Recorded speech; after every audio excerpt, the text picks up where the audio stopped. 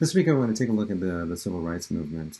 We've been examining the 1950s culture in this homogenous, everyone has to be the same, think the same, believe the same, look the same element. And I want to take a look at how, this new movement of counterculture starts to question the hegemony, and another movement that we start to see questioning the hegemony and questioning who gets to decide what the norm is and the way of doing things is going to be the civil rights movement. We're going to take a look at how these elements start to emerge in the 1950s and 60s. And just to take a look at this, some ideas, some mindsets we've been taking a look at in class. And we've examined this before. It's either us or them. We've examined this with the Third Reich, with the propaganda of taking a look at Jews. It's either us or it's them. We took a look at this propaganda, this mindset of that happened in the Cold War era. It's either us or it's them, this kind of oversimplified notion.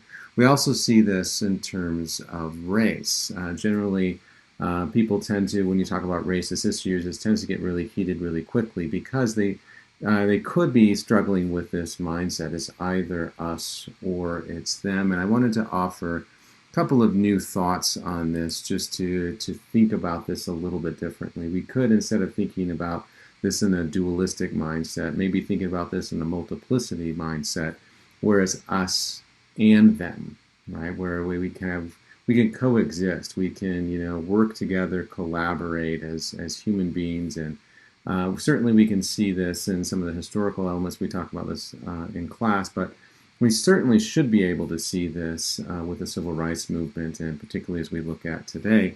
But there might be even one better than that, another mindset. As people start to shift and to grow and to learn, maybe we can just say that it's us. There's not this us or them. It's just everyone is part of a human race, and we need to stop seeing each other in different types of boxes or categorizations, these human-made mechanisms, these constructs that we tend to invent in order to separate ourselves from others, and generally tend to feel that we're superior over them. Well, we examined a little bit of that when we were taking a look at cultural appropriation and the Native Americans and how they tried to weed out any of the Native American cultural elements within them in the boarding schools and try to make them homogenous, this one kind of culture. And so rather than seeing it as an us or them, maybe we could just see it as us. Just taking a look at some of the history of this, I'm just going to give you a brief overview. This is just a little bit of review from your U.S. history classes that you've taken in high school. Just with the 13th Amendment, the passing of the 13th Amendment in 1865, argued that slavery was no longer legal within the United States, and for the most part, people went about their day thinking, well, racism is in the past, but racism continued on throughout the post-Civil War era, and we're still, as we take a look at today, we're still struggling with these elements. And I wanted to examine the idea of Plessy versus Ferguson. Plessy versus Ferguson, which was a court case happening at the end of the 19th century, what it argued was that separate but equal was permissible. As long as there were separate facilities for African Americans and whites, then it was okay to have segregation. And so Plessy versus Ferguson legalized segregation. And so here you see not the African American waiting room, but the colored waiting room, right? And so this is the place for them to say, and they can't interact or intermingle with whites. What we notice about this, or what people started to question within this, is separate but equal is never really going to be equal. Here's the separate bathrooms for whites and African Americans, and even you have the ladies, the men, and then you just have this broader category of colored, or the separate drinking fountains, as you guys are probably all familiar with. I want to examine the Jim Crow laws that stem from this idea of separate but equal, and to take a look at some of the problematic elements of this. And this is all providing some context and framework for understanding what's happening during the civil rights movement. taking a look at a couple of laws. And these laws were throughout, each state had their own kind of separate laws, although there's a lot of similarities between them. I just wanted to take a look at a few of them. The Board of Trustees shall maintain a separate building on separate ground for the admission, care, instruction, and support of all blind persons of the colored or black race. And just stopping there for a minute, this idea of separate but equal. And some of the absurdity of this is even the blind who can't see colors can't be together or united, right? That's how systemic this problem is. The officer in charge shall not bury or allow to be buried any colored persons upon ground set apart or used for the burial of white persons. And so the argument here is there should be segregation even in death, which is an interesting mindset that this should carry on even when it really shouldn't matter. It's kind of an interesting mindset, and it helps us again to understand some of the context of some of the problems, the systemic problems that we're experiencing today. It shall be unlawful for any parent, relative, or white person in this state having control or custody of any white child by right or guardianship, natural or acquired or otherwise, to dispose of, give, or surrender such white child permanently into the custody, control, maintenance, or support of a Negro. Right? And so kind of an interesting, so white children cannot be under the custody of African Americans, even though by and large there was a lot of servants that people had in the South, and they were, watched over, kind of, raised by African American women by and large, and so it's kind of an interesting mindset. But they can't have legal custody, is the argument here. A couple other ones just to take a look at, coming from Alabama and Florida. Every employer of white or Negro males shall provide such white or Negro males reasonably access to separate toilet facilities. It shall be unlawful for a Negro or white person to play together or in company with each other at any game of pool or billiards. Right? So the idea is complete separation.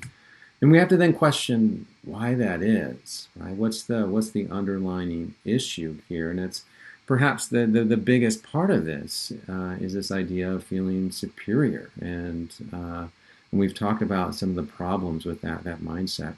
All marriages between a white person and a Negro, or between a white person and a person of Negro descent, to the fourth generation inclusive, are hereby forever prohibited. And this gets into this idea of the blood. And the argument in the South at the time was this one drop rule, which meant that if you had one drop of African American blood within you, somewhere within your ancestry, you were considered African American. And most of the laws went to 16 generations, and so it's kind of an interesting mindset there. Any Negro man or white woman, or any white man and Negro woman who are not married to each other, who shall habitually live in or occupy in the nighttime the same room, shall be punished by imprisonment not exceeding 12 months or by fine not exceeding $500. So what we see with the civil rights movement is they're protesting these laws, these racially discriminatory laws, suggesting that it is problematic. And here's where you have the landmark case, Brown v. Board of Education, where they went to enlist or enroll a young African American girl, seen here, into an all-white school, and they were denied access to that, and so they took them to court, and it went all the way to the Supreme Court, and won. And so this is Linda Brown on her day going to school surrounded by U.S. Marshals, because what Brown v. Board of Education decided is that separate but equal is not equal, and so it overruled Plessy versus Ferguson.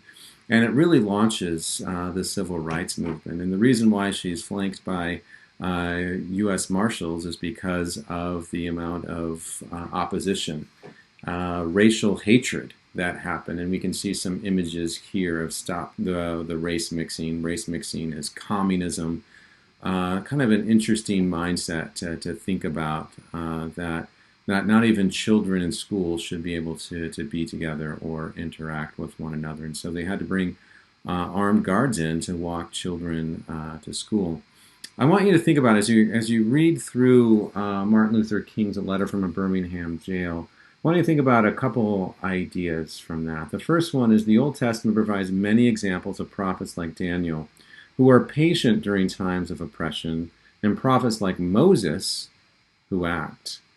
I want you to explain how we can know when to be patient and when to act in social matters, right? So sometimes in the Old Testament, the Bible, or even in the Book of Mormon, we hear about people that are taking action, and sometimes they're patient and don't act. And so the question then is, when should we be patient and when should we act? And that's really what's getting at the crux of Martin Luther King's letter from a Birmingham jail, because everyone was telling him, or I guess the whites were telling him, that he needs to be patient. Maybe not this generation, but the next generation, right? That the white America is not ready for equality yet, and he's suggesting, why do I have to continue to wait, right? So when should you be patient, and when should you take action, and how do we know that?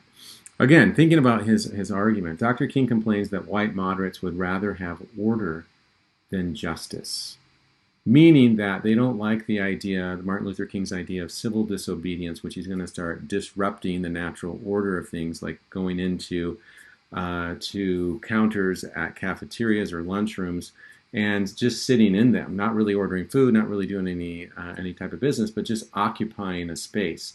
And then what that does is it shuts down these businesses, or they'll go into areas and they'll march and they'll protest. And whites come in and say, you're disrupting the order of things. And he suggests that what you really want is not really justice. You just want order. I want you to think about our contemporary world. And do you think that we're willing to trade order for justice? And think about the movements that have been happening over the last several weeks, and the demonstrations that we've been seeing. Would we trade order for justice? Which one do we see as more important, or which one should we see as more important? Thinking about just some more of the context of the civil rights movement, the Brown v. Board of Education launches this idea of tearing down Plessy versus Ferguson. At least it tears down the idea of separate but equal. And now African Americans are coming in, civil rights movement is coming in, and starting to question this even more. Does this apply? How do we apply this to very specific elements? And what we see with Rosa Parks and the Montgomery bus boycott is that at the time, if you're using public transportation, African Americans had to sit in the back of the bus unless the bus was filled with whites, and then they had to give up their seat. Rosa Parks refused to give up her seat, and she was arrested. And this launches the Montgomery bus boycott, where African Americans refused to use public transportation.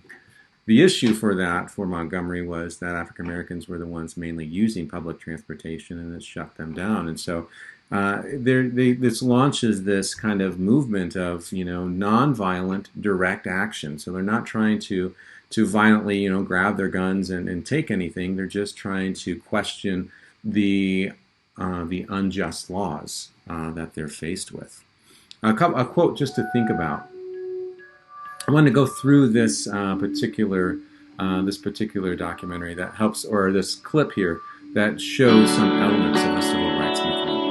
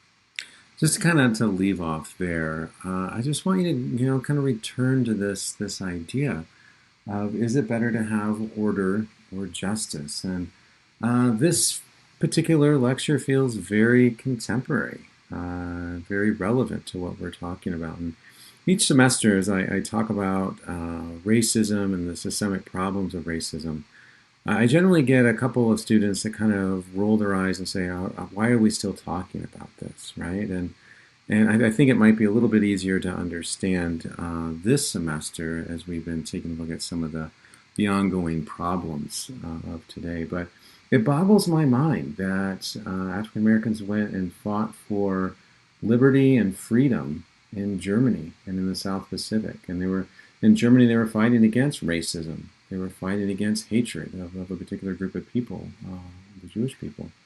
And now they have to come home as veterans, as war heroes, and fight against a similar kind of mindset in a country that promises freedom and equality for all. And so it's kind of it's a boggling, it's hard to get your mind around that there are these glaring inconsistencies that happen. Taking a look at the Little Rock Nine. The Little Rock Nine are a group of 9 students going to a desegregated school in Little Rock, and we've talked about Brown v. Board of Education, which happened in Kansas. What has to happen is each state, since these are mainly state laws, each state has to change their own laws, and so the civil rights movement has to go from state to state, challenging these racist laws and trying to push for change. And so even though there was a Supreme Court case, right, there was local states were saying that this is a local issue and we're going to handle it locally. And then the federal government occasionally had to step in. And then here you see some armed guards, some national guards coming in and walking these, 9 African American students to school so that they can get there safely, as opposed because of the opposition against them. Taking a look at George Wallace, who was the governor of Alabama, he declared, and this is him standing in front of the school so that African American children cannot go to school here, right? His argument is segregation now, segregation tomorrow, segregation forever. And this is their elected official. This is the government leader saying this. And what does that mean? That our politicians would say something like this, that we want to maintain this systemic racism. And we talked about some of the brutality. I showed you some of the brutality with the fire hoses that were turned on peaceful protesters, or the dogs that were unleashed on, or not unleashed, but they were attacking the peaceful protesters, and some of the problems, right? So the main idea of protesting and demonstrations in the 1960s was to create awareness for the problems. It wasn't to necessarily awaken the African American community, who was already very familiar with these injustices within the legal system and the government. It was to awaken whites. It was to show white America how bad it is in the South, to start pushing for change. Right? As we think about these ongoing problems today with the inconsistencies and the problems of systemic racism within our culture today, what's it going to take for people to create this awareness and to change? I want to talk a little bit about the March to Washington in 1963. Again, demonstration in order to create awareness, peaceful protests in order to call attention to the ongoing problems. Right? And I wanted to just show you that the highlights from Martin Luther King Jr.'s "I Have a Dream" speech. So even though we face the difficulties of today and tomorrow, I still have a dream. It is a dream deeply rooted in the American dream. I have a dream that one day this nation will rise up and live out the true meaning of its creed. We hold these truths to be self-evident, that all men are created equal.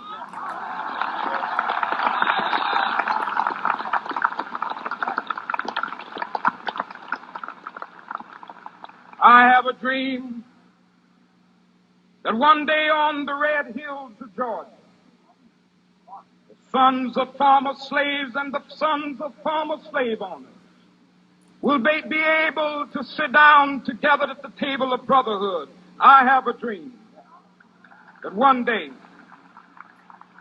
even the state of Mississippi, a state sweltering with the heat of injustice, sweltering with the heat of oppression, will be transformed into an oasis of freedom and justice. I have a dream that my 4 little children will one day live in a nation where they will not be judged by the color of their skin, but by the content of their character. I have a dream today.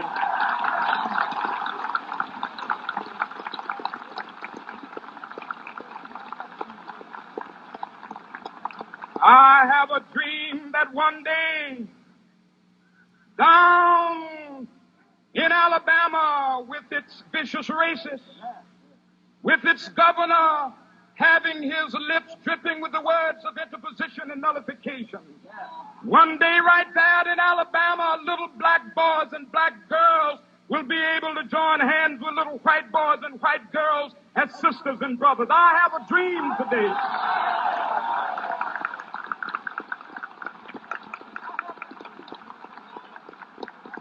I have a dream that one day every valley shall be exalted, and every hill and mountain shall be made low. The rough places will be made plain, and the crooked places will be made straight, and the glory of the Lord shall be revealed, and all flesh shall see it together. This is our hope. This is a faith that I go back to the South with. With this faith, we will be able to hew out of the mountain of despair a stone of hope. With this faith, we will be able to transform the jangling discords of our nation into a beautiful symphony of brotherhood. With this faith, we will be able to work together, to pray together, to struggle together, to go to jail together, to stand up for freedom together, knowing that we will be free one day. This will be the day. This will be the day when all of God's children will be able to sing with new meaning, "My country, tears of thee. Sweet land of liberty, of thee I sing. Land where my fathers died, land of the pilgrim's pride. From every mountainside, let freedom ring. And if America is to be a great nation, this must become true. And so let freedom ring. From the prodigious hilltops of New Hampshire, let freedom ring. From the mighty mountains of New York, let freedom ring. From the heightening Alleghenies of Pennsylvania, let freedom ring. From the snow-capped Rockies of Colorado, let freedom ring. From the curvaceous slopes of California. But not only that, let freedom ring from Stone Mountain of Georgia. Let freedom ring from Lookout Mountain of Tennessee. Let freedom ring from every hill and molehill of Mississippi, from every mountainside. Let freedom ring. And when this happens, when we allow freedom ring, when we let it ring from every village and every hamlet, from every state and every city, we will be able to speed up that day when all of God's children, black men and white men, Jews and Gentiles, Protestants and Catholics, will be able to join hands and sing in the words of the old Negro spiritual, "Free at last, free at last. Thank God Almighty, we are free at last."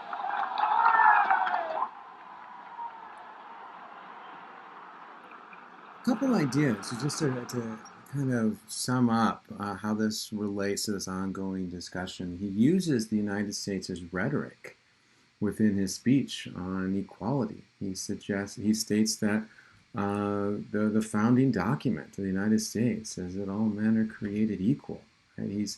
He suggests that this is the land of liberty, that he wants freedom to reign, right? And we need to stop denying full access to this, to certain groups of people. And he makes a he pushes against the argument of us or them. He's suggesting that it's just us. So that mindset that he's pushing. Just a brief history here on the civil rights movement. Some of these things we've already talked about. 13th Amendment, Plessy versus Ferguson, Brown v. Board of Education, Montgomery bus boycott, the Little Rock Nine, 1960s students stage a peaceful sit-in and all-white lunch counter, and that sparks new sit-ins throughout the U.S. And then 1962, 1963, you have the I Have a Dream speech. 1963, you have the letter from a Birmingham jail, which I'm having you read this week.